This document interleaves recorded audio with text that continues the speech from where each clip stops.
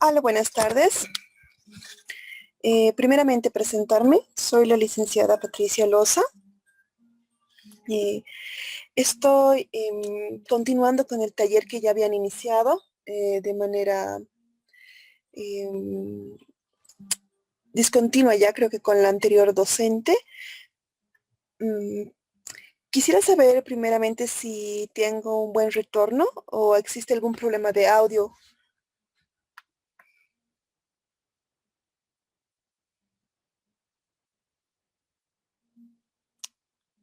Muchas gracias, Yamil. Entonces, bueno, antes de empezar, quería mm, comentarles que vamos a tener 4 trabajos a lo largo de estas 4 semanas que vamos a estar pasando clases. Las mismas van a ser en función de lo que vayamos avanzando. Hoy vamos a iniciar con todo lo que es la instalación del software Facilito y el manejo inicial del mismo. Entonces,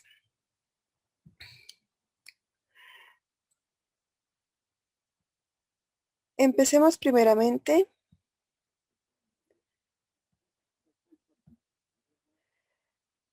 con esto. Muy bien. ¿Se puede ver lo que es las diapositivas? ¿No hay ningún problema? Para esto sí necesito que me respondan. Muy bien, perfecto. Entonces, la primera parte de esto es el facilito. Hay que entender primero cuándo ha sido creado y por qué ha entrado en vigencia este software, ¿no? El mismo entró en vigencia el 1 de enero de 2016, en vista de que se tenía que volver más óptimo el manejo del envío digital de todo lo que eran los libros de compras y ventas que se realizaban ya de manera inicial en el denominado sistema Da Vinci. Sin embargo, se vio más sencillo, si quieren decirlo así, el poder optar por realizarlo por el software Facilito. La primera actualización que sufrió fue al 10 de octubre de 2016, que en realidad eh, fue la que actualizó para ya no solamente emitir o enviar la información del 605, sino también para poder remitir la información de los libros de compras y ventas. Luego se agregó el módulo de los agentes de retenciones, el 24 de enero de 2017. Adicionalmente a ello, se agregó el módulo del formulario 110 el 20 de abril de 2017. Eh, el módulo del agente de retenciones sufrió una actualización el 14 de junio de 2019, que va en relación con el formulario 608. ¿Por qué ambos están relacionados? Porque la información que se envía mediante ese módulo corresponde a la información remitida o recepcionada de los dependientes de una institución. Es decir, si bien el 110 es una obligación o derecho, depende de cómo se observe el mismo por parte de nuestros dependientes, nosotros tenemos la obligación también de realizar estos envíos de esta información, ¿no? Entonces, de esa manera se actualiza ese módulo en función de que el 608 también sufrió una actualización en ese periodo. Ahora, se actualizó finalmente el LSB para cumplir con lo estipulado en el decreto 4206.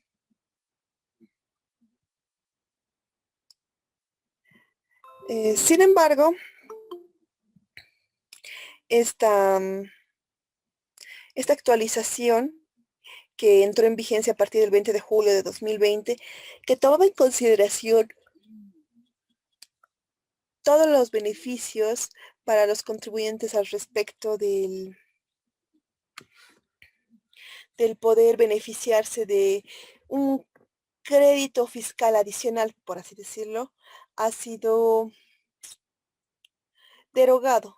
Si bien ahora existe una ampliación para todas las entidades que decidieron o se ampararon bajo estos decretos, lo certero es de que ya está en pleno proceso de abrogación.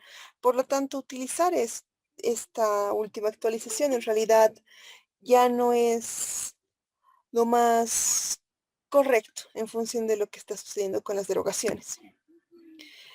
Lo primero que vamos a hacer antes de iniciar con esta parte de los pasos para la instalación del Facilito es aprender cómo descargarlo.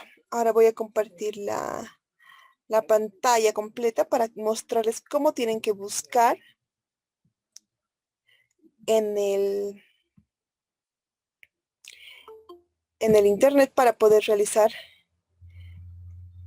esta descarga y luego la instalación. Inicialmente tienen que ingresar a cualquier navegador. Lo primero que tienen que hacer es poner Facilita descargar. Ahora, hay dos maneras de hacer esto. Una es esa manera que al ingresar acá llegan directamente a este acápite de la oficina virtual. Ahora, si ustedes lo desean de esta manera, pueden entrar a la oficina virtual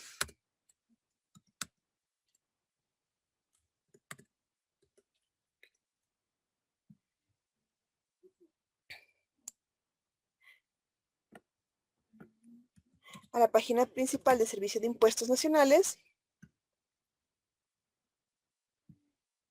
y van a ingresar a esta parte. Por defecto siempre les salen los anuncios y es acá donde van a buscar servicios al contribuyente, descarga de software tributario y acá está, software facilito nuevo. Y como verán, llegamos a la misma página. Yo ya les he pasado los instaladores al grupo de WhatsApp. Eh, También voy a crear una carpeta donde podamos ver esto, pero dentro del Classroom. Voy a crear una aula de Classroom. Esta noche les voy a dar el link y ahí van a ingresar y van a poder tener todo esto. Además de material adicional como esto del marco normativo que sigue vigente. Entonces, en este caso, yo voy a descargar esta versión para mí. Ahora, acá hay dos opciones, una versión de Windows 7 o anteriores y Windows 8. La de Windows 7 o anteriores deben revisar con mucha precisión todo lo que les pide el sistema Facilito. Si bien acá menciona de que puede utilizarse un Windows XP, el mismo, primero ya no recibe mantenimiento y segundo es un tanto lento si es un Windows XP. Entonces es recomendable que sea superior, mejor si es un Windows 10, recomendaría, o 7, pero no el Vista porque igual tiene ciertos defectos con el Facilito, entonces yo les sugiero que sea una superior. Adicionalmente esto del procesador, si bien el mismo impuesto se indica que podría ser o que es factible que se realice o se ejecute en una Pentium 4, yo les digo por experiencia propia que lo más recomendable es que lo hagan directamente con un Core Duo o superior, no inferior, porque van a sufrir muchos percances, se va a colgar el sistema y van a tener problemas. Y yo les recomendaría eso. Entonces, luego acá está lo de la RAM.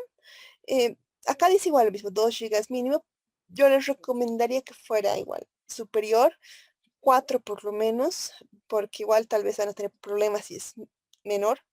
El disco duro no es tan relevante, de hecho, básicamente sí, en cualquier máquina que ustedes lo instalen van a poder manejarlo porque el espacio va a ser más que suficiente.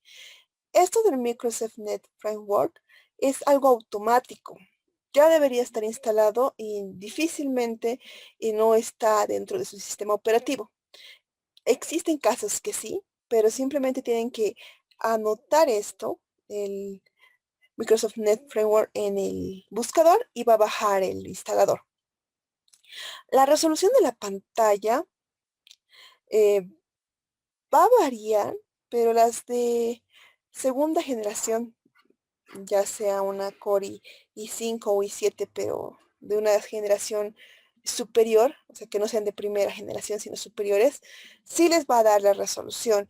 En generaciones anteriores sí van a tener algunos defectos, va a haber un poco más, va a tardar un poco más el cargado. Entonces, si tienen una Core i3, va a funcionar, pero tal vez va a ser un poco más lento el proceso. Entonces acá está el instalador del núcleo, esto ya se les ha pasado. Una vez que inicien descargar, va a ir a la carpeta de descargas. Ahora, acá tiene dos versiones en cambio el Windows 8, una que es de 32 bits y otra de 64 bits. Ahora, ¿cómo corroborar dónde está esto? Van a ir acá a este equipo, van a abrir su opción de propiedades y acá les va a decir cuáles son las características de ese dispositivo y van a buscar acá. En este caso, este es uno de 64 bits. Entonces, ustedes tienen que igual verificar que corresponda a la versión que ustedes quieren instalar, porque la que funciona para 64 bits no va a funcionar en el de 32 bits. Y el de 32 bits, si bien va a poder tal vez arrancar y funcionar en el de 64, su funcionamiento no va a ser el más óptimo y puede que tengan problemas al momento de hacer todo el proceso del llenado, incluso de la misma instalación. Oye, ¿hasta acá tienen alguna pregunta?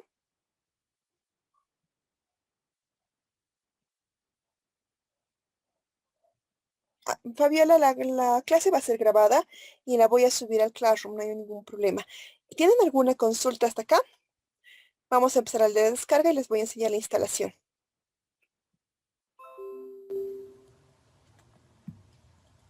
Ya, vamos a apretar acá en descargar. Vamos a esperar. Y esto se va a guardar directamente en acá. Como ustedes verán, ahorita está tardando la carga. Acá yo ya tengo estos archivos. Esto es lo que estamos descargando con este nombre. Ustedes van a hacer doble clic en el documento y van a hacer doble clic en este icono de instalación. Una vez que ustedes aprieten acá siguiente, yo no voy a apretar porque yo ya lo tengo instalado, pero una vez que ustedes aprieten siguiente, lo que va a aparecer es lo siguiente.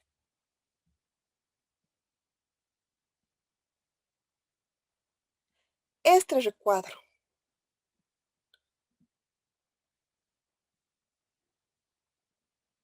Este recuadro es el que les va a aparecer.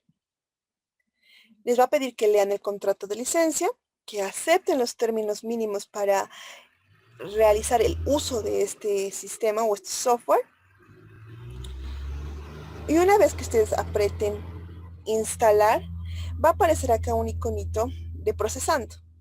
Una vez que esto concluya, va a salir este recuadro y va a decir ha completado el asistente para instalación del núcleo facilito. Ustedes ponen finalizar y lo que va a suceder es lo siguiente. Va a aparecer este iconito directamente con un acceso directo. Ustedes hacen doble clic acá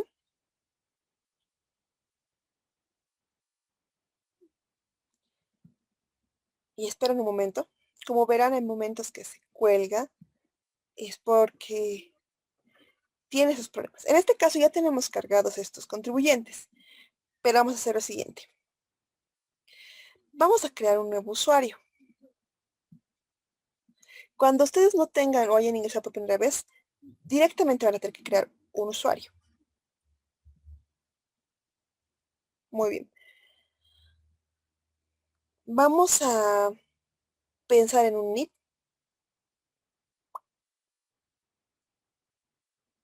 Si alguno de ustedes podría darme su número de carnet, aunque sea en el chat, por favor.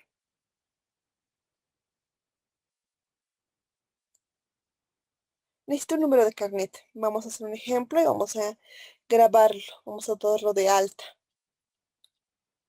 Tal vez tú, Carmen, me podrías dar tu número de carnet. Claro, Lina. Muy bien. 51, Muy bien. 97, Ay, perdón, acá. 65, 2. 51.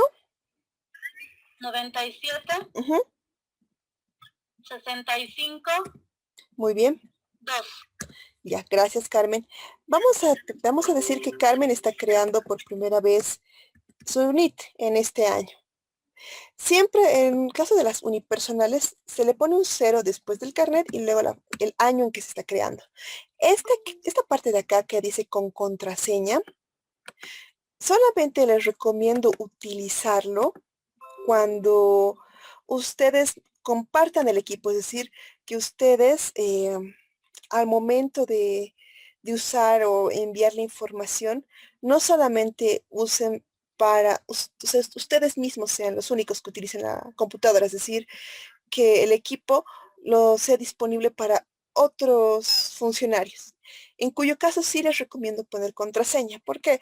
Para evitar confusiones, porque puede existir NIDs que se parezcan, ya sea porque es uno tras otro, porque el NID es similar o porque varía 2 o 3 números. Entonces, para evitar confusiones, sí se le debería poner una contraseña. En este caso, yo solamente soy la única persona que utiliza, entonces yo le voy a poner sin contraseña. Vamos a decir que va a ser para el nombre de Carmen. Carmen, ¿tu nombre completo me das, por favor?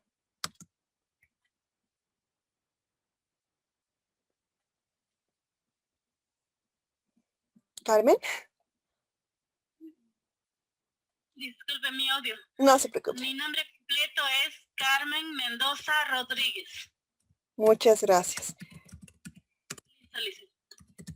Ya, vamos a decir que esto es para Carmen Mendoza Rodríguez. Ahora, ¿alguno de ustedes me podría dar una dirección? Cualquier dirección. No tiene que ser necesariamente de su domicilio, nada.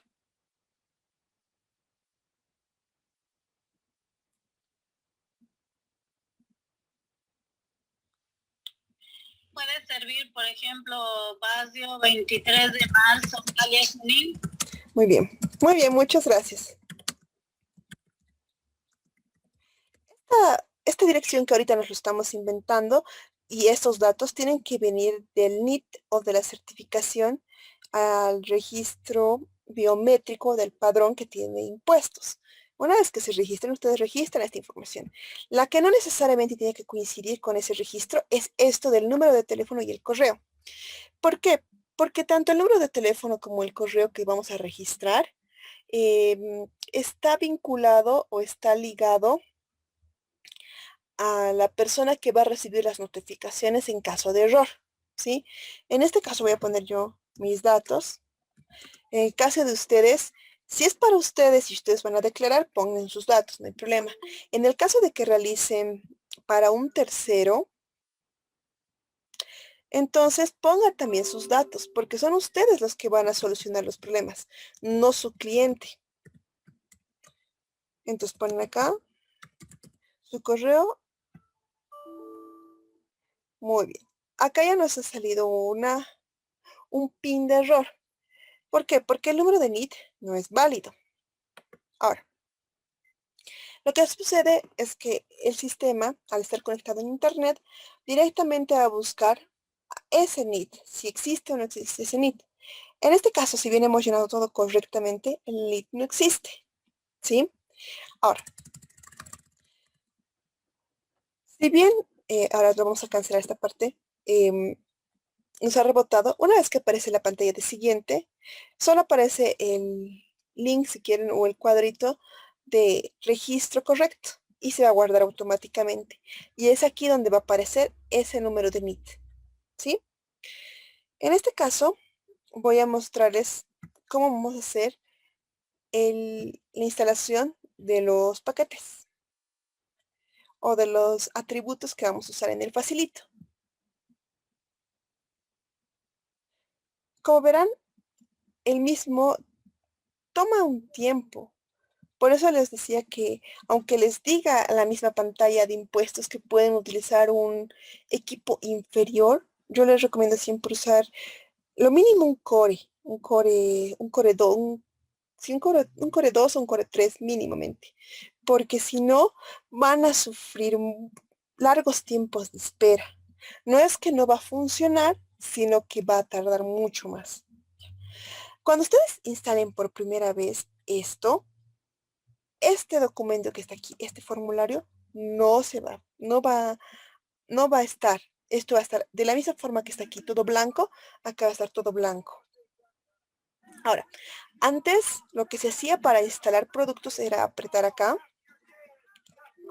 y salía el asistente de instalación de productos. Uno ponía siguiente y acá ya venían los productos a ser instalados, incluso las actualizaciones. Sin embargo, al realizar una actualización el año, debió ser el año 2018, ya no se podía realizar de la misma manera. Lo que se hacía era lo siguiente: se tiene que desconectar de internet. En este momento no lo voy a hacer en vivo y en directo, pero sí les voy a explicar cómo es. Van a desconectar su internet, en este caso, digamos, yo tendría que desconectar mi Wi-Fi o desconectar el cable Ethernet que tengan ustedes en su equipo, cualquiera de los dos, y luego poner acá instalar productos, ¿sí? En este caso me vuelve a rebotar al instalador de productos, pero cuando ustedes hagan esto en una computadora que no está conectada a la red Wi-Fi o internet de cualquier tipo, va a aparecer es este. Instalación de formularios offline. Entonces va a decir que usted no cuenta con internet y ustedes van a poner abrir. Y les va a salir todas estas sus carpetitas. Y ustedes buscan la carpeta de descargas y buscan lo que desean instalar. Una vez que ustedes apretan esto, les va a decir les va a aparecer esta alerta que les va a informar que la actualización o la instalación del módulo va a ser o no se va a proceder a la misma. Una vez que ustedes aprieten que sí, este documentito, este pin va a aparecer. Si ustedes tratan de instalarlo de otra manera conectados a internet, no se va a poder realizar. Ya no se puede realizar. Adicionalmente a eso, si bien dentro de los mismos acápites que tiene el, el facilito, su uso más o su función principal ahora es la de enviar LCBs. Ya no el 605 que se envía con el SIAT. Entonces, ¿hasta acá tienen alguna pregunta? ¿Alguna consulta? ¿Alguna duda de cómo ver qué tipo de procesador tienen? O tal vez al respecto de cómo tienen que hacer la descarga de estos productos. ¿Alguna consulta?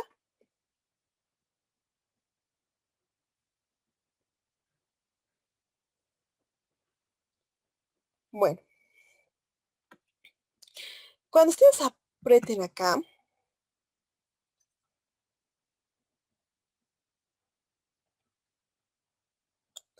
automáticamente por defecto les va a salir este periodo. Muy bien. Ahorita vamos a hacer un caso ejemplificativo, porque con Minit yo ya he realizado el llenado y el envío de diciembre de 2020. Sin embargo, no he realizado ninguna compra, o mejor dicho, ningún registro en la gestión 2021. Empezaremos con los casos más comunes. Por ejemplo, podemos decir, de un minutito voy a poner unas facturas y con eso voy a mostrarles.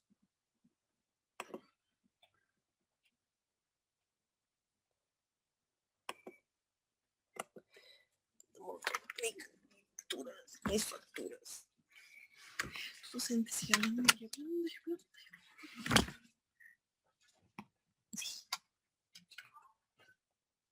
Perdón, lo siento.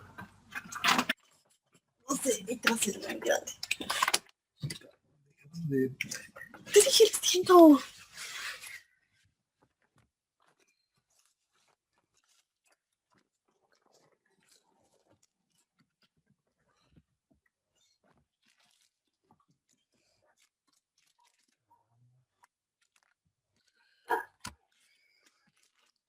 Bueno, vamos a señalar ejemplificativamente algunas facturas. Primero una simple, por así decirlo, que siempre va a tener, se va a llenar al 100%, es decir, que no va a haber ningún tipo de deducción o ningún importe que no sea válido para deducción fiscal. Vamos a decir que le hemos pagado el 2 de enero de este periodo. El proveedor va a ser una empresa de telefonía.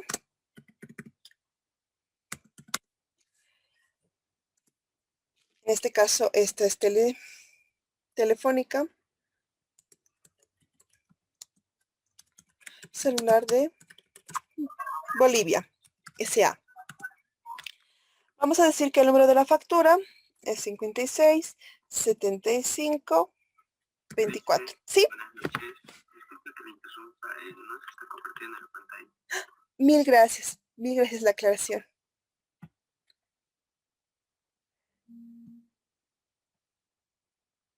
Perfecto. Mil disculpas.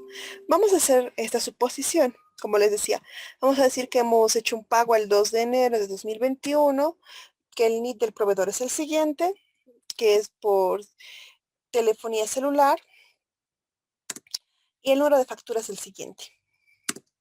No corresponde el número de DUI, porque esto solamente es para importaciones. Vamos a decir que el número de autorización es el siguiente, 4164 0.000 29 2 623. Vamos a decir que el total de la compra fue por 204 y vamos a decir que no hay importe no sujeto a crédito fiscal. Ahora, para el llenado en esta columna hay que tomar en cuenta o considerar dos circunstancias totalmente diferentes. Una, que realmente por ley, por normativa o por la misma naturaleza de nuestro negocio, ese importe no corresponde a un gasto deducible. ¿A qué me voy con esto? Hay ciertas facturas que tienen una distinción o una discriminación entre lo que es o no es sujeto del crédito fiscal. Estas son las de gasolina, la de servicios básicos y la de telefonía, pero fija, ¿sí? Los casos más comunes y recurrentes. Ahora, la segunda opción es que no correspondan por el giro del negocio. ¿A qué me voy con esto? Si ustedes revisan de manera muy atenta el formulario 200, van a encontrar que hay una capite, si es el formulario largo, que dice total compras grabadas y no grabadas. Y en la capite de abajo dice total compras grabadas. Muy bien. Las compras que no son grabadas no necesariamente son aquellos importes que no son deducibles o no son base sujeto para crédito fiscal, sino también pueden ser gastos que no correspondan al tipo de entidad. Como por ejemplo, una empresa, a ver,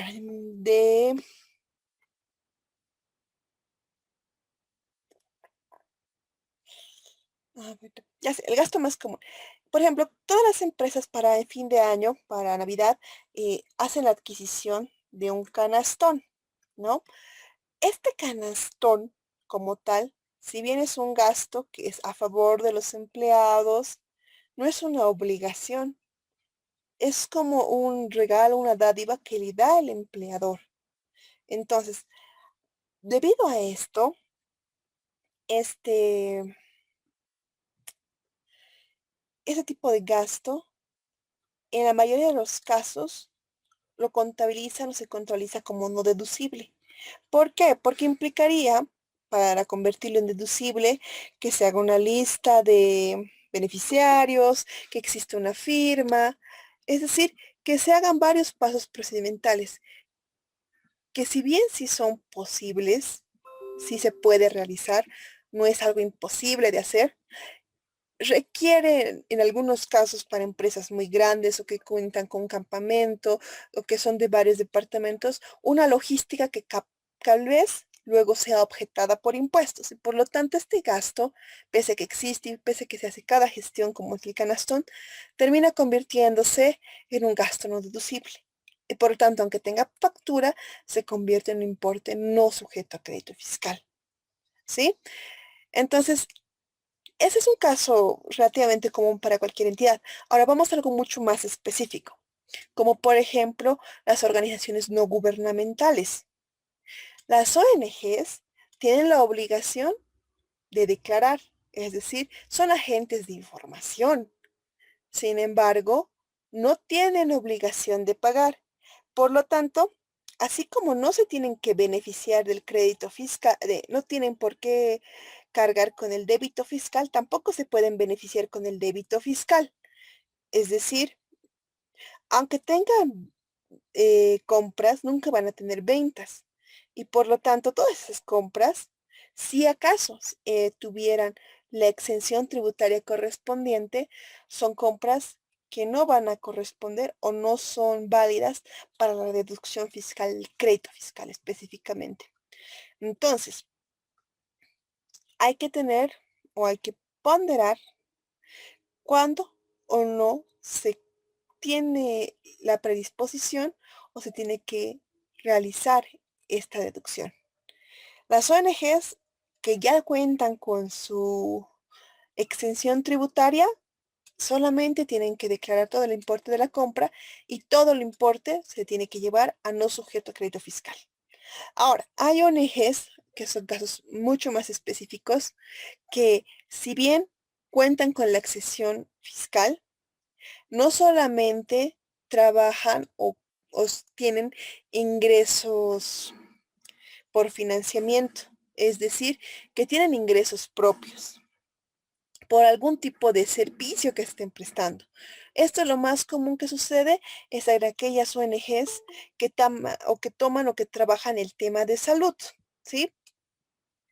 Em, un ejemplo bastante común de esto sería el trabajo que realiza CIES o en el caso de, o en el caso de una ONG orureña denominada PROSAR que se dedica al servicio de salud, pero rural, que sí tienen un ingreso por esos servicios, pero que es mínimo, por ejemplo, es decir, que solamente es para cubrir algunos gastos operativos. Entonces, estas ONGs tienen que distinguir lo que se factura de lo que no se factura.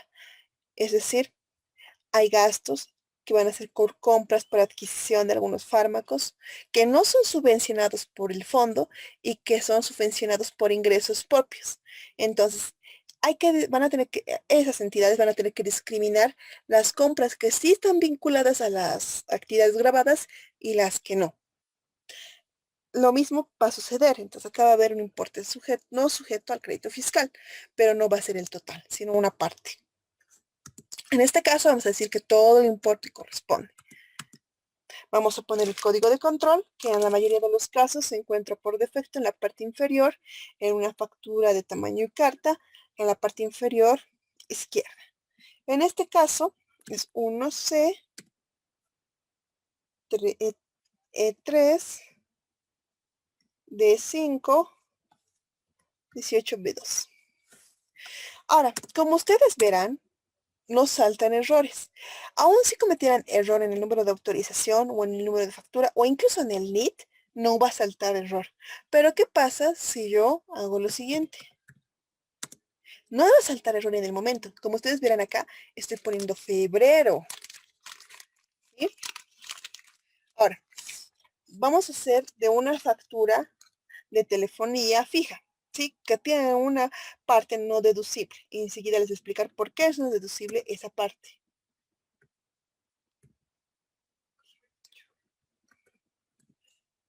Vamos a decir que en vez de 21, que es lo correcto, lo vamos a poner 22 por error, ¿no? Por error.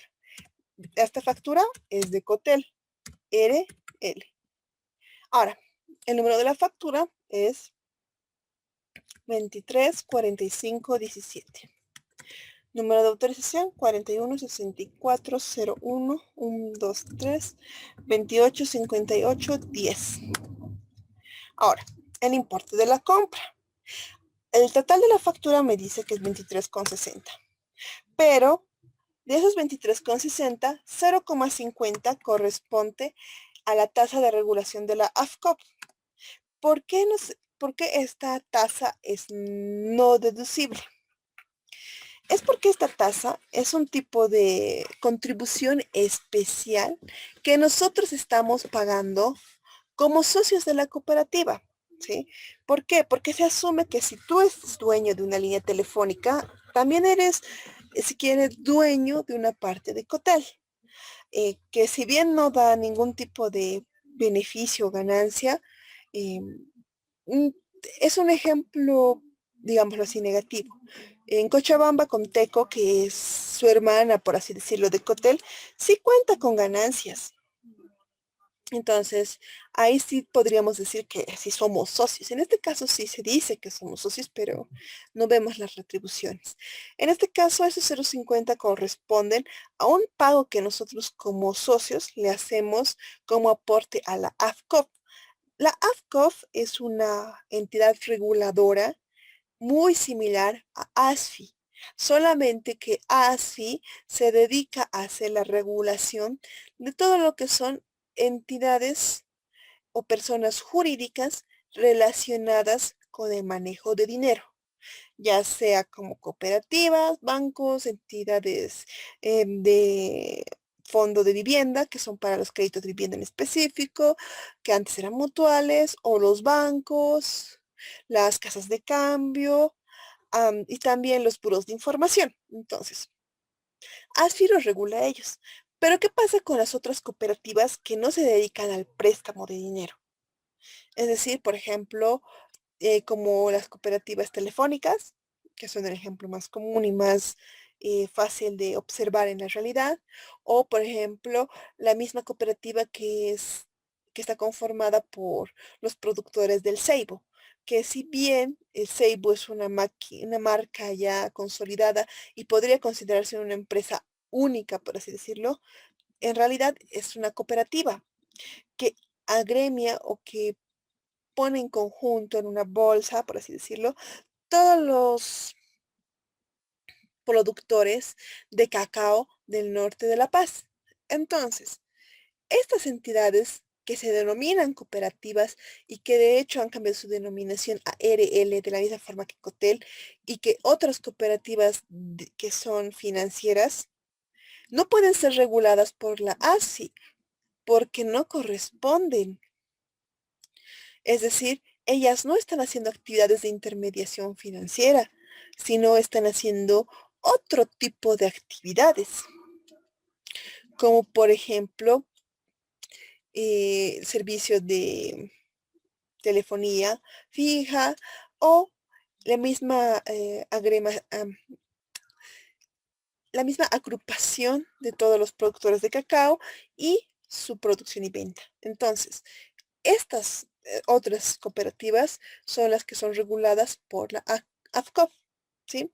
Y ella misma pide unas contribuciones mensuales que deben ser cubiertas por la cooperativa, es decir, por los socios. Y nosotros como socios debemos cubrir con estos 0,50 centavos por mes a esos pagos. Al ser una especie de tasa, un ente que si bien es, entre comillas, privado, pero que tiene una función pública, se considera un tipo de impuesto, por así decirlo. ¿Por qué?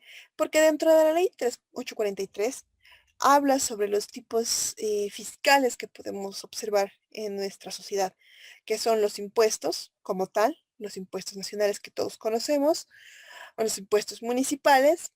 También da prisión a las gobernaciones para poder realizar o hacer procesos de materia impositiva, así como a las unidades regionales, que si bien no son muy conocidas y de hecho no tienen ningún tipo de regulación a la fecha, sí existe y se trata de un tipo muy específico de estructura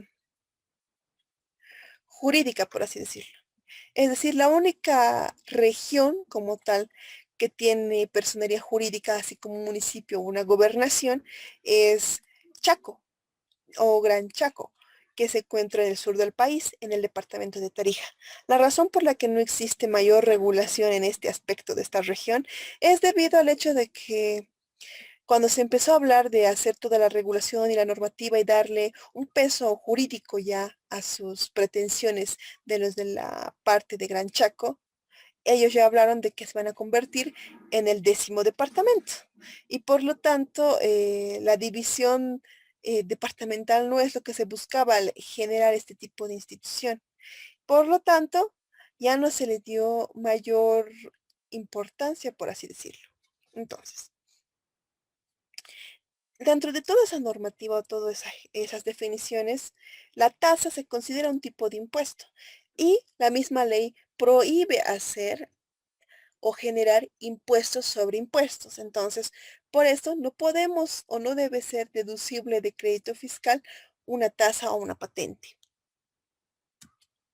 Ahora, en este caso, en esta factura, cuenta con el código de telecontrol.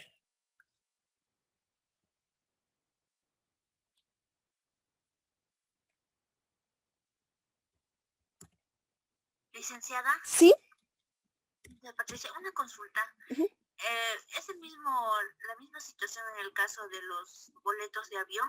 ujú. Que igual hay un importe diferente, crédito fiscal, y hay un importe como no deducible igual a crédito fiscal. Sí, sí, exactamente. Lo que pasa es que son tasas, tasas aéreas se llaman, o tasas por el uso, si quieres. Tienen la misma connotación que lo que son los usos o peajes en el Vías Bolivia, solamente que en el caso del boleto aéreo es SAPSA el que hace este tipo de mantenimiento a las pistas aéreas. Si bien SAPSA es una entidad o una persona jurídica propiamente dicha, la misma puede dar los documentos fiscales correspondientes, pero su servicio es de servicio público, es decir, es en beneficio de la sociedad, por así decírtelo, y por lo tanto se habla de una especie de tasa o patente. Ahora, la misma normativa permite que puedas, mediante un RND que ha salido el 2015 o 16, te permite poder declarar estas tasas o pases aéreos. Sin embargo, en consideración de la definición que tiene estos usos aéreos, no, al menos no recomendaría que fuera tan óptimo que se lo considerara dentro del libro de compras. ¿Por qué? Porque si bien la normativa te está permitiendo deducir este crédito fiscal, em, por la naturaleza o por la manera en que se está presentando, en un largo plazo o en un corto plazo, puede que lo saquen de la deducción, es decir, que no lo permitan o válido como para crédito fiscal. ¿Por qué? Porque su nombre correcto, aunque está dentro de una factura, es tasa. Entonces, al hablar de tasa, ya estamos hablando de un tipo de impuesto. Entonces, en ese aspecto, hay dos figuras que se puede o que se han utilizado. Una que es la omisión, es decir, que se pueda reportar, pero que no se permita como base de crédito fiscal. Y la otra que sí lo están tomando como justificable o como base para el crédito fiscal por esa RND que favorece ese uso de crédito fiscal. Sin embargo, existe, como les digo, cierto riesgo al momento de hacer eso, que en algún momento impuestos derogue la normativa y como ha sido tan, digamos, la costumbre de mandar todo lo que es incluso la factura de SAPSA, que es por el uso del espacio aéreo y del manejo de las pistas, es decir, por usar el aeropuerto como tal, de la misma forma que nosotros pagamos el uso de terminal, puede que en algún momento eso como les digo, sea revertido. Por eso, de momento hay dos ópticas. Una que sí es válido para ponerlo como importe total de compra y otra sí reportarlo, pero ponerlo como no sujeto a crédito fiscal por la connotación que tiene la misma. Entonces, como no es un importe tan alto, yo recomendaría que sí lo reporten, pero no lo pongan como sujeto, eh, como su base sujeto de crédito fiscal, por esa connotación que tiene de tasa. de- el hecho de verla denominado tasa sí genera esa especulación y sí puede generar en algún momento algún tipo de alguna contención tributaria, dependiendo de cómo impuestos maneje el tema en un futuro. Como verán, impuestos puede derogar lo que aprueba, entonces siempre existe el riesgo. Muy bien. ¿Hay alguna duda hasta acá? Ahora, miren, no me... ¿Sí? Perdón, otra consultita más. En la empresa que trabajo, sí descargamos facturas de Cotel, Ujú, pero hay algunas líneas que no vienen con la tasa del 50 centavos, ujú, sino digamos el 161 y se paga completo. ujú. ¿Por qué pasa eso? En algunas facturas sí descuentan y en otras no. Muy Y bien. dos, por ejemplo, en los boletos del avión, como le indicaba, Ujú, el código de control, creo es. No, no, ujú. no. El número de autorización es el número uno. Sí, ¿Por qué? ¿A qué se debe eso? Tengo esa curiosidad. ya, muy bien. Bueno, a tu primera pregunta de lo de la COF. em, digamos que cuando ustedes pagan una factura por importes muy altos, digamos, Cotel como que te da esa dádiva, digamos, y te lo está asumiendo tu APCOF, lo que no significa que en otro mes no puedas tener ese pago de APCOF. Entonces, si bien es tuición de Cotel distribuir o solicitar el pago a sus socios, no es obligatorio que el mismo aparezca. Si aparece, como no aparece, como en tu caso. Ahora, respecto a lo del boleto aéreo, es por para simplificar y porque lo que pasa es que en los boletos aéreos, si bien está dentro del marco del sistema de facturación que se maneja en Bolivia, es decir, a partir de la gestión 2014, si no me equivoco, que es la primera vez que se denomina o que se realiza el que se denomina la clasificación de las facturas y tipos de facturas que se admiten en nuestro territorio nacional.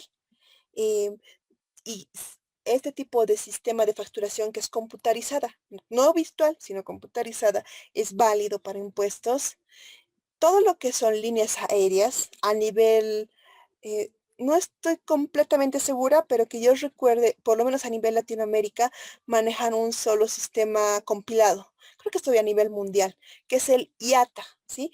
El IATA es un sistema, si quieres, o sí, es un sistema propiamente dicho, que se maneja de manera online, por así decirlo, que maneja códigos de países, códigos de área, códigos de vuelo a los diferentes destinos. Entonces, ellos por defecto ya manejan una especie de modelo estándar de lo que va a ser tus facturas, sobre todo las que son o las que trabajan no solamente de manera local, sino internacional. Ahora, ¿a qué voy con esto? Por ejemplo, si nosotros alguna vez hemos comprado hecho la adquisición de un boleto, ya sea de TAM o de Cojet, creo que son las dos entidades que manejan una factura estándar o similar a las que nosotros conocemos, eh, BOA, Amazonas u otras empresas aéreas, manejan ya un tipo de factura que no es parecida o que no guarda todas las características de las facturas dentro del sistema boliviano. ¿Por qué? Porque ellas ya están o ya están incorporadas al código IATA, ¿ya? IATA ya les da ciertos números de control, entonces tiene ciertas características que ya no pueden ser cambiadas. Y es por eso que en esas facturas de vuelo ya no se les puede poner número de autorización. ¿Por qué? Porque ya están predefinidas por el IATA. Y el IATA, al ser una empresa, no, una entidad supranacional, que en realidad es como que una empresa que coadyuva o mejora el manejo de los procesos en todo lo que son los viajes, las escalas, las conexiones, se optó en el año 2016, si no me falla la memoria, que para lo que son boletos aéreos se utilice el código 1 en autorización, así como para lo que son importaciones se usa el código 3. Entonces, ahorita no recuerdo qué es exactamente el código 2, pero el código 1, como tú indicas, es boletos aéreos y el código 3 es importaciones. Y es por un tema de estandarizar. Ahora, ¿por qué le ponen código 3 a las importaciones? Porque ya tienen sus propios códigos de control en aduana. Recordemos que Aduana Nacional y Servicio de Impuestos Nacionales son las dos entidades nacionales encargadas de la recaudación fiscal a nivel Bolivia. Cuando nosotros hacemos toda la parte impositiva debemos entender lo siguiente, el siguiente esquema. Una cosa es por definición lo que son impuestos nacionales, ¿sí? Que son en todo el territorio nacional y que son manejados o administrados, si quieren, tanto por Servicio de Impuestos Nacionales, SIN, como por Aduana Nacional. Entonces, esas dos entidades, que si bien tienen que trabajar de manera conjunta,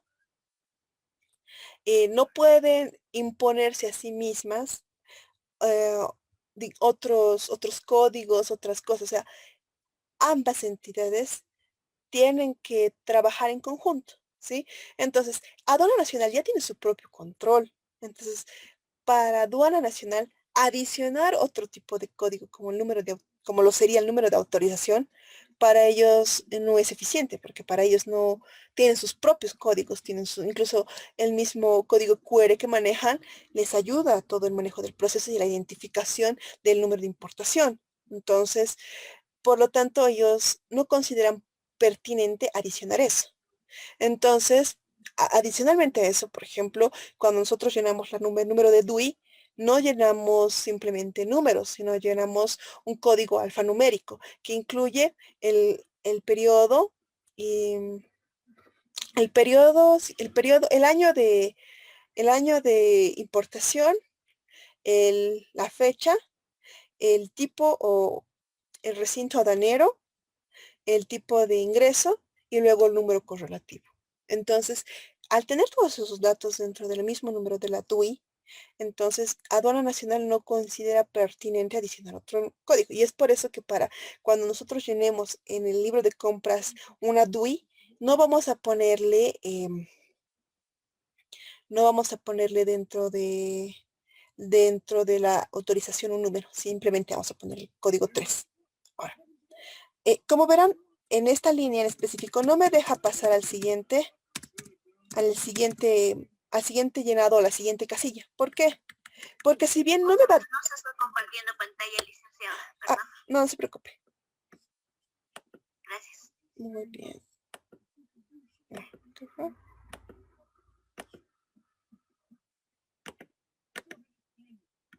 Muy bien. ¿Ahora sí se está compartiendo? No. ¿No se ve nada? Nada. A ver. ¿Se ve? Ahora sí. Ok. Perfecto. ¿Alguien más tiene el problema de que no lo ve?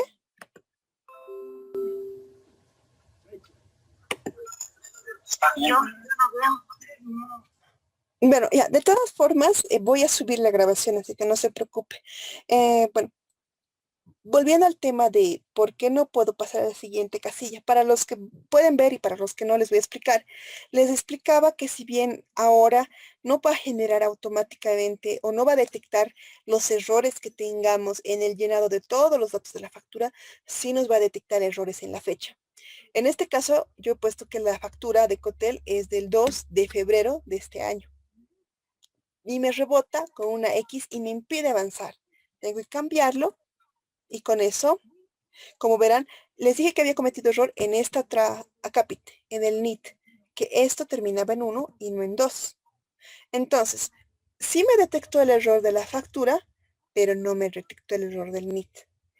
Y es por eso que cuando ustedes llenen, ya sea en en este mismo sistema, es decir, directamente llenen el facilito dentro del mismo sistema facilito, o es que lo llenen en Excel, tienen que ser muy cuidadosos. ¿Por qué? Porque si bien a un inicio el sistema automáticamente detectaba los errores, es decir, detectaba nits erróneos, detectaba bueno, números de equifactura no, pero sí números de autorización erróneos, ahora ya no. Tampoco detecta los códigos de control erróneos. Entonces, cuando ustedes cometen un error, no les va a saltar ningún tipo de error y ustedes van a enviarlo con errores, ¿sí? Ahora voy a seguir poniendo Enter y ahora sí me va a permitir ir a la siguiente línea.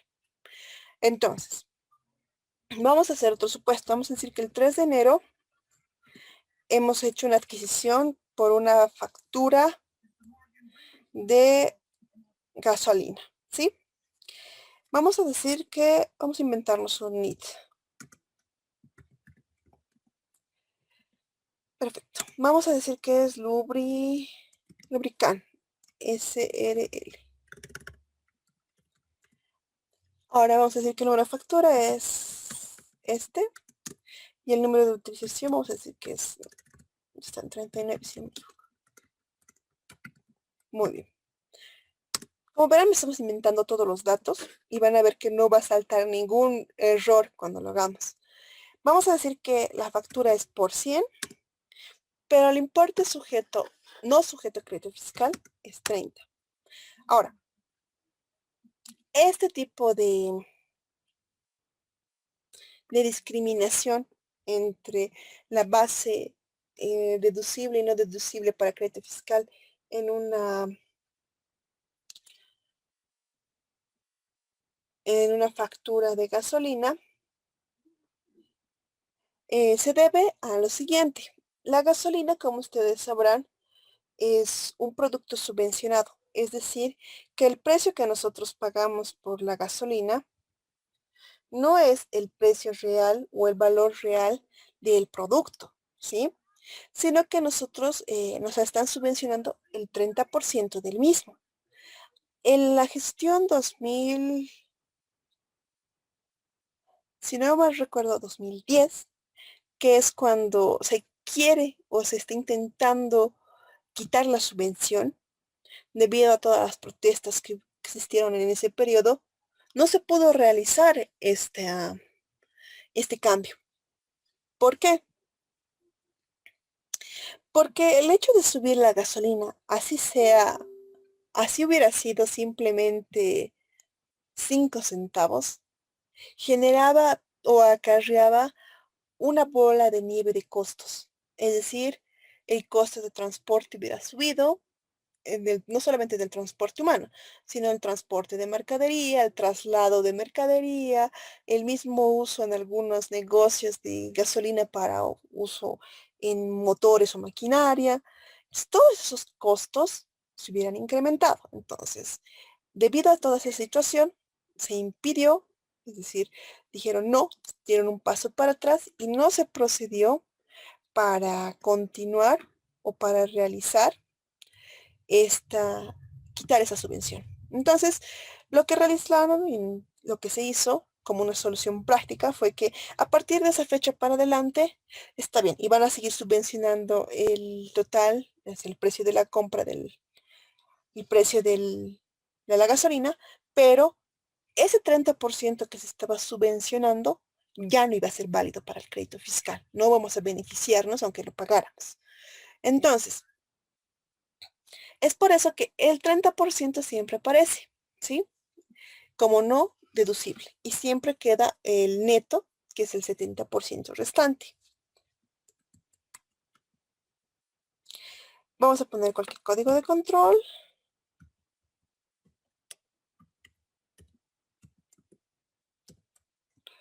Como ven, me estoy inventando. Y como corroborarán, no existe ningún problema en inventar una factura. Todos los datos de esa factura fueron aleatorios. Ninguno es un dato real. Y sin embargo, el sistema no ha detectado que no es una factura. Entonces, cuando estén llenando el libro de compras, cuando suban su libro de compras, siempre tengan mucho cuidado para no cometer errores, porque cuando cometan errores no va a saltar. Ahora, existe un número permitido de errores que se pueden cometer en el llenado y el envío de un LCB. Son 5 errores a lo sumo por libro. Es decir, puede existir 5 errores en el libro de compras en ese mes y 5 errores en el libro de ventas de ese mes, no más. Entonces, si bien puede tener errores, como verán, son varios acápites. Los más sencillos o más sensibles a cometerse error son el número de autorización y el NIT del proveedor. No tanto así ni la fecha ni el nombre. Generalmente esos no se cometen tantos errores. Sí puede existir, pero no. Ahora, pasemos a otro ejemplo. ¿Qué pasa cuando llenamos o cuando hacemos el registro de una factura de luz? Como ustedes sabrán, la factura de luz llega al finalizar el mes de uso, es decir, nosotros pagamos en enero, en este enero, lo que hemos consumido en diciembre, ¿no? Bueno, y la factura de la emisión del importe va a venir con fecha de emisión del 31 del mes anterior. Ahora, hay dos opciones para poder hacer el registro en el libro de compras. La primera opción es registrar la fecha de emisión. Es decir, si era del 31 de octubre esa factura que voy a pagar en este mes, voy a poner que es del 31 de diciembre. Pero la otra opción que sí permite la normativa, mediante una RND emitida en 2018, es que podemos validar o podemos declarar facturas pagadas en el mes de hasta 3 periodos anteriores, pero solo permite 3, un máximo de 3, por varias razones, ¿no? Uno, porque esas cuentas, en el caso de, por ejemplo, facturas de luz, ya generan ciertas multas e intereses que ya no son válidos para la deducción fiscal. Y en el caso de, por ejemplo, agua potable, bueno, tanto agua potable como luz, al tercer mes de no pago, se corta el servicio y se genera un pago adicional que tampoco es deducible para crédito fiscal, ¿sí? En el caso de la telefonía, que también es válida para poder ser pagada de manera que sí puede ser registrada o declarada en la fecha del mes de pago, sucede lo propio. En el caso de Cotel, basta que ya se genere igual la tercera factura y se procede al corte del servicio cuando no se ha pagado hasta una tercera factura. Y en el caso de las líneas de Tigo, es lo propio. 3 meses y se corta el servicio. Si bien ha habido cierta tolerancia en estos pagos, por todo lo de la pandemia, esto ha sido un tema meramente coyuntural, es decir, sí son válidos de momento, si se ha pagado, digamos, con 3, 4 meses de retraso estas facturas, sí son válidas, pero ya no son válidas para meses subsecuentes, es decir, que deberían haberse regularizado ya hasta estos meses, hasta finalizado el periodo 2020. Entonces, vamos a poner que tenemos una factura. Vamos a suponer que se ha emitido el 31 de diciembre, pero que ya la hemos pagado el día de hoy. ¿Sí? Que sí es válido, sí se considera válido. Eso igual tienen que tener cuidado. También hay un tema especial con las facturas de servicios básicos. Agua, luz y gas.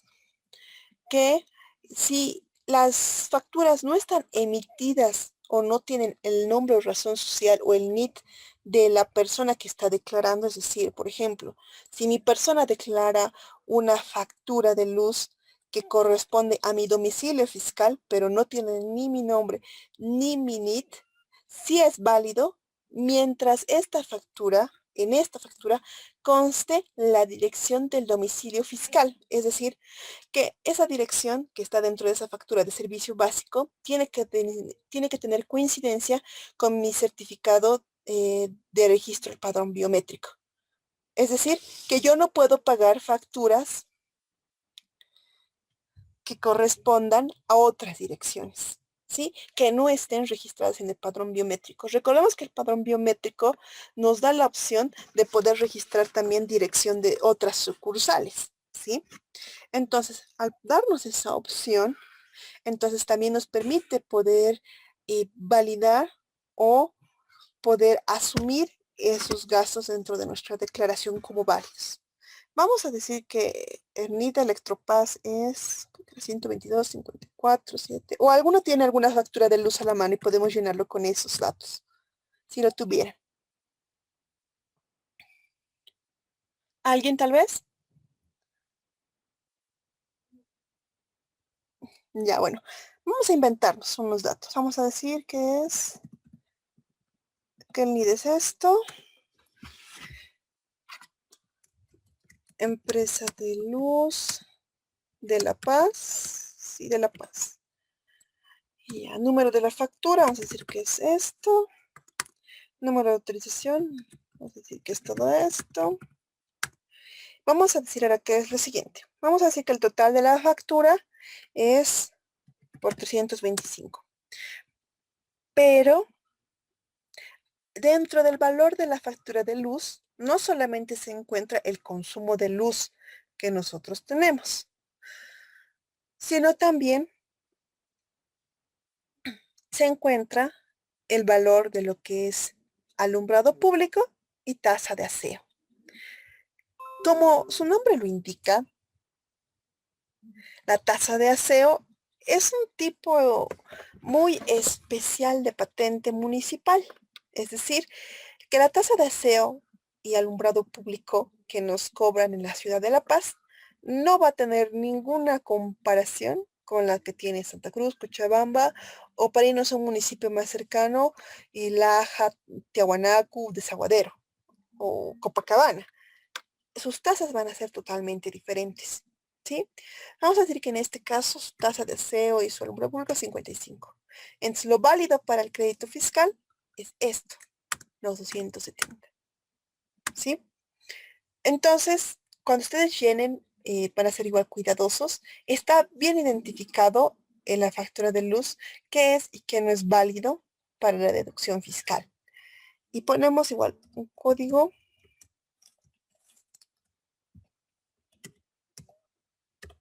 Listo. Como verán, como les dije otra vez, no detecta ningún tipo de error, pese a que todos los datos ahí están mal. O sea, ese número de proveedor, ese NIT no existe, ese número de autorización tampoco existe, la factura en sí misma no existe. Sin embargo, el sistema lo basa como válido. Vamos a decir que también hemos pagado en este día nuestra factura de agua. Y vamos a hacer el siguiente supuesto, que hemos pagado la factura de agua,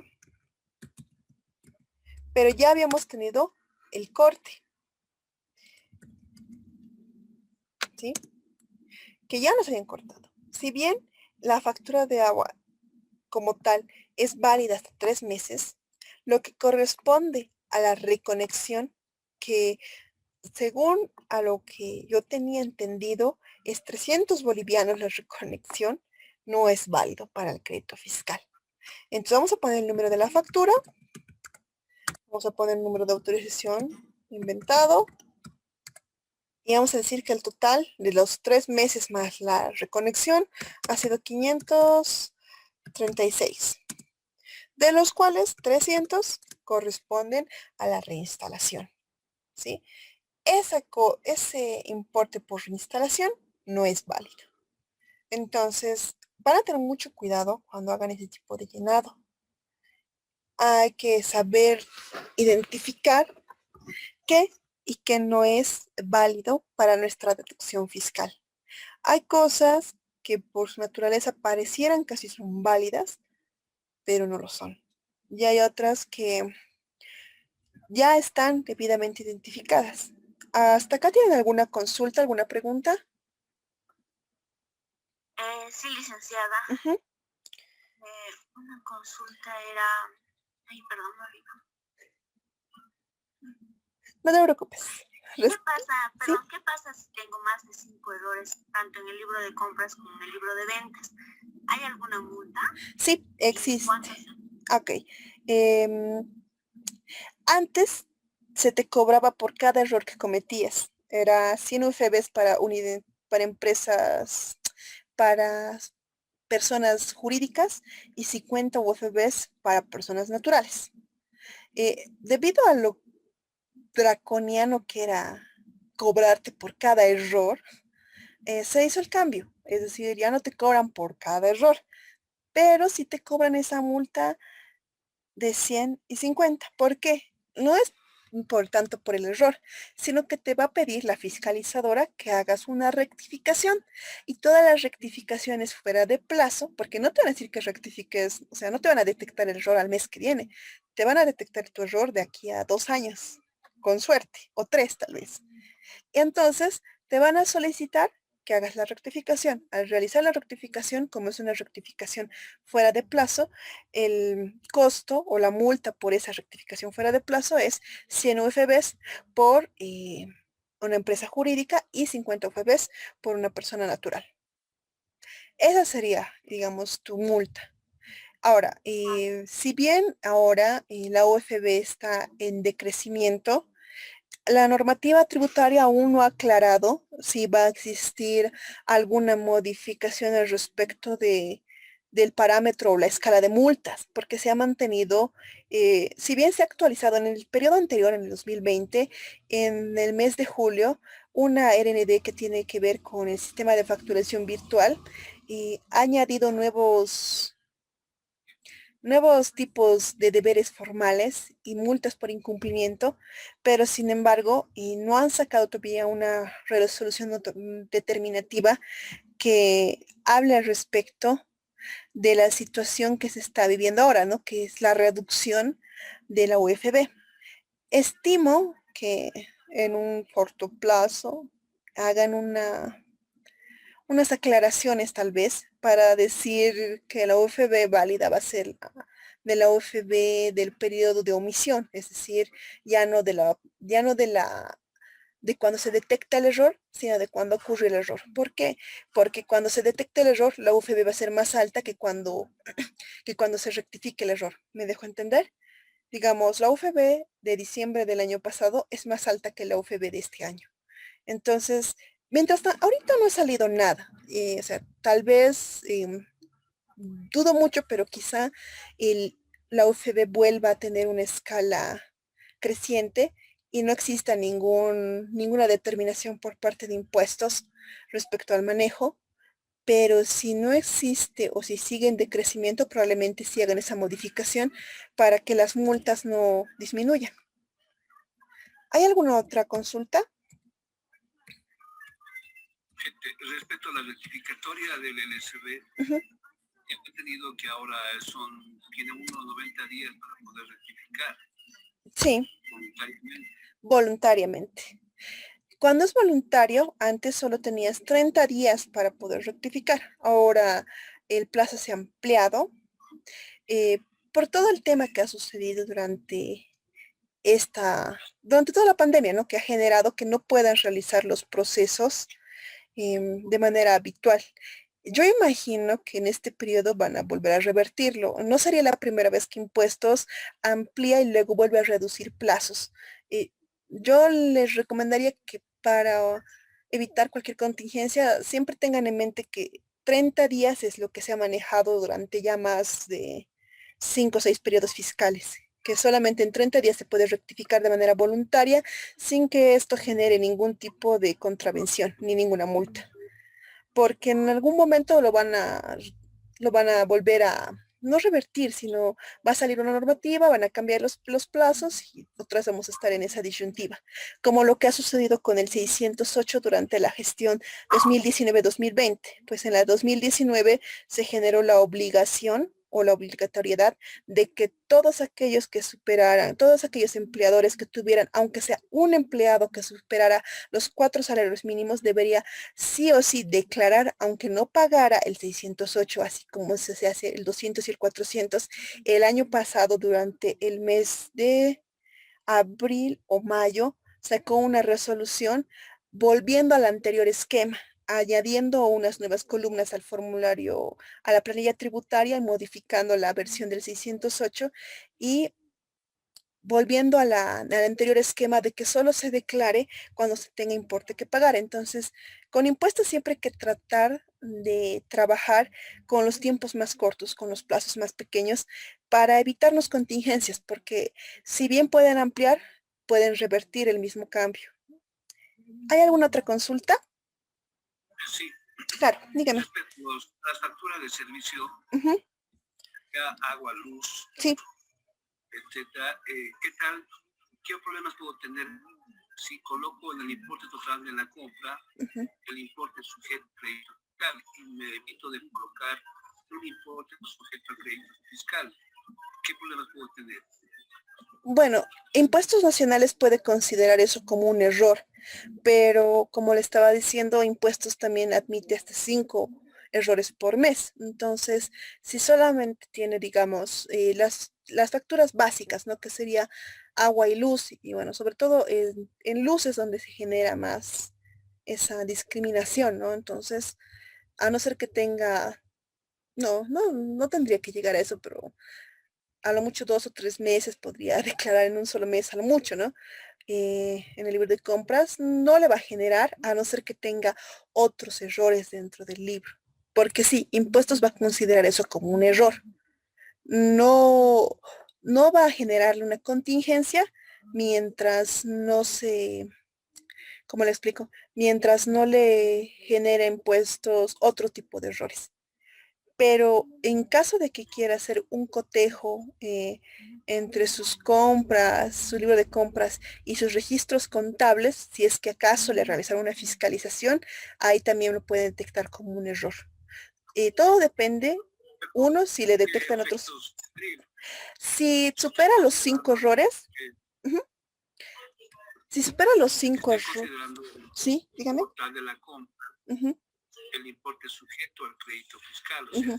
no había ninguna contingencia, ¿no? Eso va a depender de su fiscalizador. ¿Por qué le digo? Lo que pasa es que para impuestos eso es un error, porque hay un importe total de compra y un importe sujeto de crédito fiscal. Y si usted ha llenado el formulario 200, ha podido percatarse que hay total compras grabadas y no grabadas, y abajo hay un total compras grabadas. Entonces, ellos van a, si en algún caso Dios no quiera, le hacen una fiscalización, van a comprobar libros de compras y ventas que son los LCBs versus formularios 200 versus registros contables.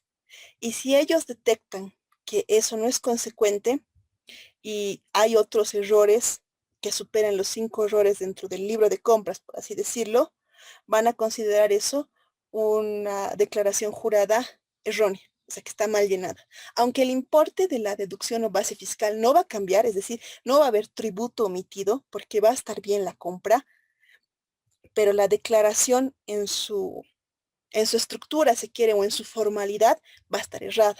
Entonces puede estar sujeto a una multa por por error en la declaración jurada, y le van a hacer rectificar la declaración jurada sin tributo omitido porque no va a haber tal, pero sí con una multa por la rectificación que le van a hacer y además otra multa por rectificar el LSB, porque sí le van a hacer. Si acaso le hicieran una fiscalización es lo que va a suceder o sucedería si es que le hicieran. Uno, que le van a hacer corregir su libro de compras y ventas y la otra, que le van a hacer corregir también el formulario 200, que si bien no le va a generar, como le digo, tributo omitido, porque no hay tributo omitido. Como usted está diciendo, el total o el total de la base del crédito fiscal es lo que está como total compra y eso para deducción fiscal es correcto, o sea, no va a haber tributo omitido, pero sí va a haber multa porque va a tener que rectificar. Lo bueno es que no va a tener que rectificar de otros meses. Es decir, esa rectificación de ese mes no va a afectar al mes siguiente. ¿Por qué? Porque el saldo no se va a modificar. Simplemente en la parte de abajo va a aparecer multas, nada más. Y eso se va a pagar en una boleta 1000. Pero eso es solo sí en el caso de que le fiscalicen. Y como le decía, la multa por rectificaciones fuera de plazo es 50 UFBs personas naturales o unipersonales y 100 UFBs para personas jurídicas. Espero que le haya podido observar la duda. Sí, de todos modos, creo que impuestos, en este caso se verifica que la factura de luz esté correctamente la dirección, ¿no? Sí. En ese caso son muy flexibles, no tanto Sí. en el... No tanto en el importe, sí. Ellos colocaron eso justamente para que no se equivoquen. El tema del importe sujeto al crédito fiscal, porque puede haber varias deducciones, ¿no? Como le digo, puede variar de lugar en lugar, por el área geográfica, etcétera, etcétera. Entonces, no son tan drásticos en ese aspecto, sí, sino en la dirección, que obviamente la mayoría tiene otra dirección en el tema de los alquileres, ¿no? sí, exactamente. Dígame. Aprovechando su predisposición, el tema de las facturas de comunicación que explicó Sarecoter, ¿sí? ¿Por qué se considera también la fecha de vencimiento, la fecha de emisión? ¿Podría explicarnos, por favor? Bueno, lo que pasa es que todo depende de la óptica con la que se mire. Se asume que si bien las facturas de telefonía, así como las de servicios básicos, no se pagan en el mes que se está facturando, por así decirlo, se asume dependiendo del tipo de fiscalizador, que la misma sí puede ser registrada en el mes que corresponde. ¿A qué me voy con esto? Que si bien de manera genérica deberíamos cerrar los libros al corte de cada mes, eso no se realiza de esa manera, sino que la mayor parte de las entidades, personas jurídicas o naturales, cierran sus estados o siguen registrando dentro del sistema contable asientos hasta justo el día o la fecha que les toque el pago de su impuesto. Entonces, al asumir eso, Impuestos valida tanto la fecha de la emisión de la factura, que corresponde al mes del consumo, como a la fecha de pago. Así que de la misma manera que Impuestos también valida que la fecha de pago pueda ser hasta 3 meses posterior de la fecha de emisión. Es decir, antes del corte del servicio como tal. Entonces, hasta ese punto sí te valida. Entonces, todo depende de cómo tú prefieras hacer el registro. Algunos por prudencia deciden hacer el registro y la declaración de cualquier factura en la fecha de emisión y no en la fecha de pago. Y otros, y por un tema de manejo, incluso de manejar o de tener un orden al respecto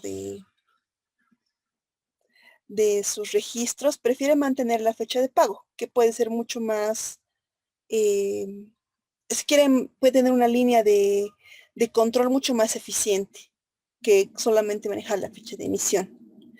Porque sí es válido ambos, todo depende del contador, si acaso le realizaron una fiscalización también del fiscalizador. Hay algunos fiscalizadores que tienden a ser un poco taxativos con las definiciones de qué corresponde a qué periodo fiscal. Es decir, hay algunos fiscalizadores que tienen una óptica de que las facturas deberían ser en la fecha de emisión. Y si no fuera porque Impuestos sí he sacado una RND que explica que sí podemos ampliar, o si quiere, que sí podemos extender en el caso de servicios básicos y telefonía hasta 3 meses después de la fecha de emisión, porque el pago ha sido efectivo después. Algunos seguirían objetando eso, pero no hay ningún problema si se hace con la fecha de pago o con la fecha de emisión. Entonces, todo depende de cómo usted vea prudencial o no prudencial hacerlo eso. Desde mi óptica personal, me parece mucho más prudente hacerlo en la fecha de pago, que es realmente cuando se ha efectivizado el gasto. Pero tal vez lo vea más conveniente con la fecha de emisión. Hay otros, como le digo, que lo ven más conveniente la fecha de emisión, que es la fecha real o que es del periodo que corresponde realmente a la factura. Y lo toman en el momento del cierre como una cuenta por pagar y la factura la registran según registros contables en su libro, en su comprobante de traspaso y en el libro de compras en el mes que corresponde y el pago ya en el mes subsiguiente que también corresponde. Entonces, no es ni uno ni lo otro está prohibido, así que está permitido. Ok, muchas gracias. No, usted más bien por la consulta. ¿Hay alguna otra consulta más?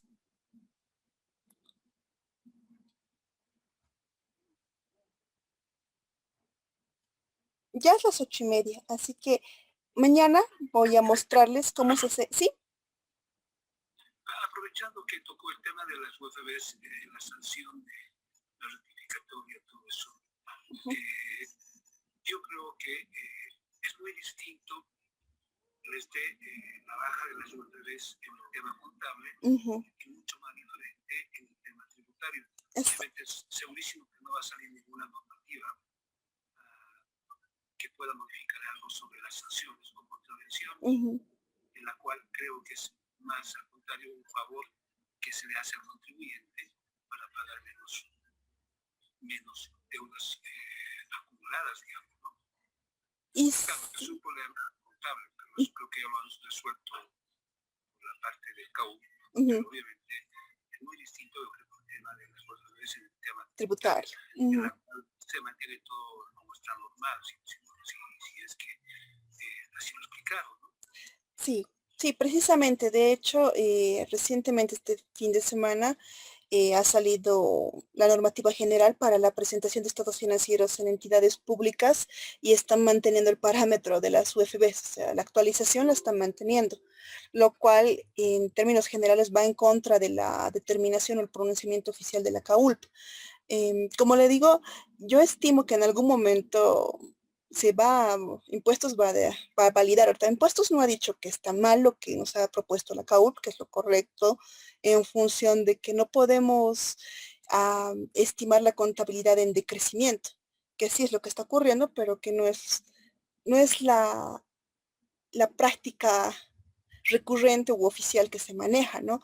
Sino que tiene que ser siempre en un estándar de crecimiento o finalmente que se mantenga en valores históricos, como es lo que nos han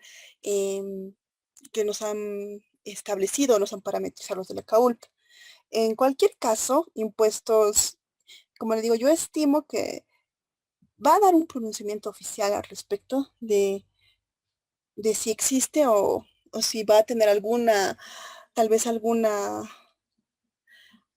pronunciamiento contrario a ello. O sea, todo es bastante susceptible a la manera en que lo maneje las personas dentro de impuestos nacionales.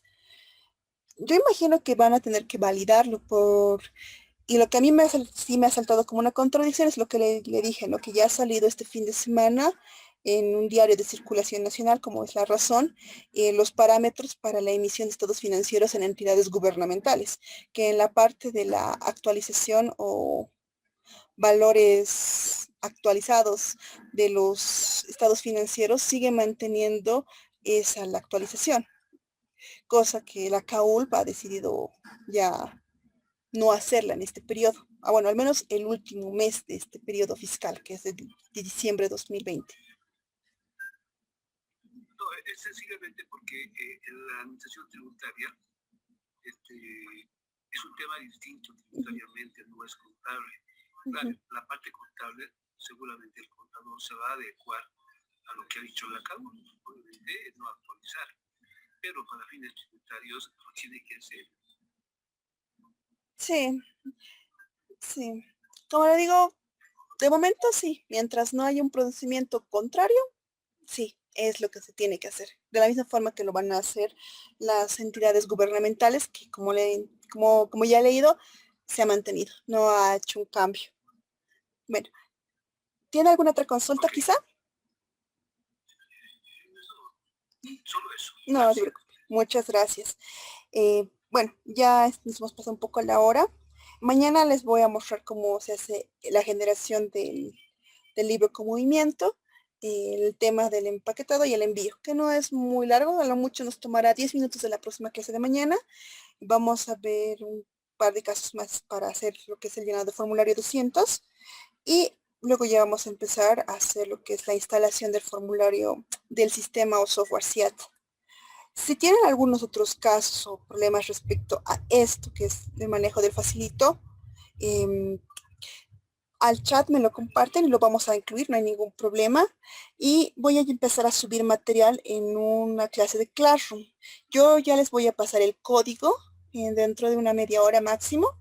Y ahí ya voy a ir colgando igual la normativa que yo tengo y otra normativa igual o documentación que les puede servir para todo este tema. Y si hubiera... Simplemente pedirle nada más que un poquito amplíe el tema de Newton específico, como hubo cambios en la normativa, todo. Sí. Y está pronto ya la presentación de los LCDs. Y yo creo que eso sería muy importante para nosotros, por favor. No se preocupe, perfecto. Mañana hacemos Newton específico, entonces. Y les voy a explicar igual cómo distinguir y dónde se tiene que ver esa parte para que no tengamos ninguna duda. Gracias. No, a usted más bien. ¿Hay alguna otra consulta? Un poquito,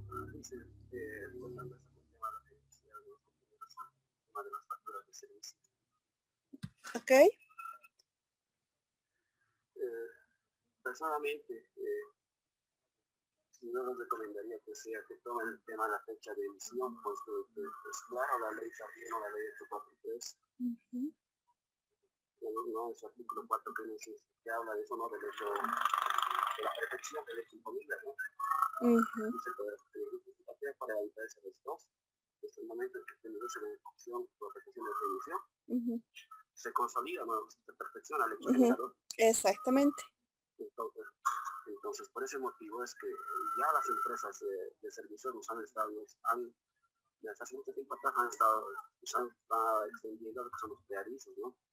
Eso nos ayuda para hacer el derengado del mes, porque sabemos que debemos computar estos gastos dentro del mes que corresponde, no podemos utilizar la fecha de pago porque no correspondería. A ese periodo fiscal. Sí. ¿No? Sí. Básicamente eso, ¿no? Porque ha habido también informaciones en ahí, la autoridad de financiación, donde ellos se han basado en la fecha de emisión. O sea, ha habido varias sentencias de continuidades que han fallado a favor del sí, ¿no? De que se debería tomar la fecha de emisión. Pues por eso, como moraleja, ¿no? Claro. Tratar de devengar en el periodo que corresponda.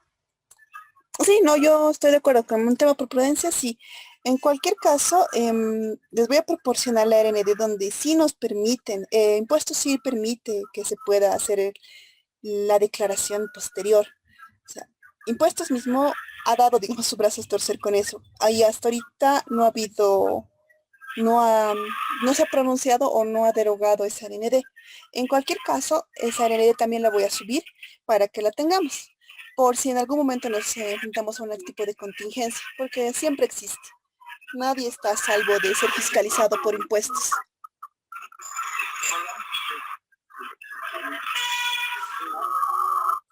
¿Hay alguna otra consulta más?